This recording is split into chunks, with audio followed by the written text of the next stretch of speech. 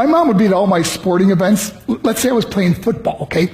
My mother would be on the sidelines, and if the play on the field started going one way, my mother would run along like, Mark, get him, get him! I'd be like, oh my gosh. I'd get in the huddle with the other guys. They go, Mark, is that your mother? I go, no, I never saw her before in my life. See, the greatest gift my mother ever gave me, she believed in me. I have overdosed on drugs on 3 occasions where I should have been dead. But I believe I was kept here for a reason. You show me your friends, I will show you your future. How do I know this? I hung out with losers, and I became the biggest loser of them all because I gave up everything I dreamt about as a little boy because of who I chose to surround myself with. My friends would drive me home at 2, 3, 4 in the morning. We'd be drunk and high, laughing in the car. We'd pull up in front of my house in New York. They go, Mark, the light's on. I go, oh man, my mother's up. See, my mom wouldn't go to bed until she knew her son was still alive.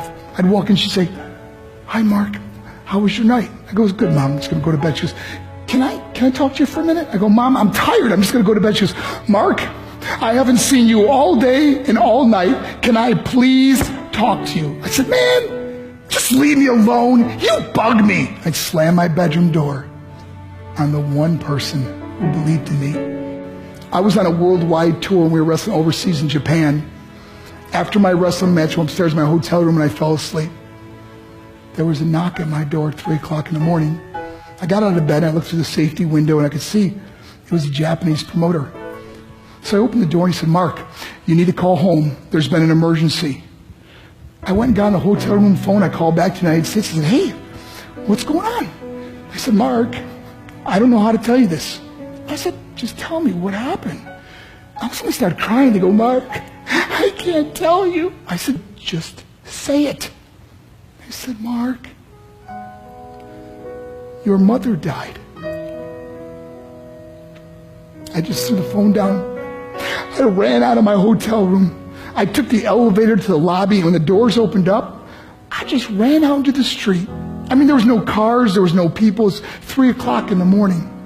And I walked down the middle of a street in Hiroshima, Japan, and I remember looking up and just saying, Mom, I am so sorry. I flew home for her funeral, and I was so nervous to walk up to her casket, so I just stood way in the back.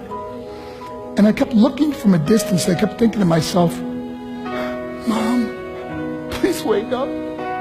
Please get up. And then I finally got the nerve to walk up to her. And as I got closer, I could see my mom for the first time. I mean, she was so beautiful. She was dressed in white. I mean, she looked like an angel. And I just stood over and I said, Mom, you are my hero. Everything I am, everything I hope to be was because of you. You loved me so much. You gave me a life. You're the only one that ever believed in me. How did I repay her? By getting drunk? By getting high? By getting stupid? By hanging out with losers? For what?